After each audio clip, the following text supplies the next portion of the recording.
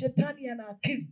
Anawavuruga kwenye biashara, awavuruga kwenye ndoa, akimaliza kuwavuruga kwenye mume na uhakika atawavuruga kwenye watoto. Kwa hiyo unakuta maisha yote ni kukimbizana. Na ninawaambiaga watu, shetani akikuvuruga kwenye mambo yanayoonekana, unapaswa kujua kwamba mbinguni huwezi kwenda.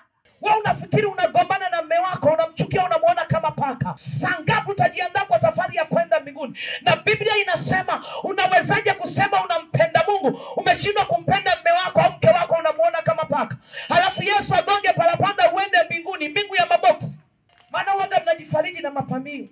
Parapanda Italia, parapanda waliokoka.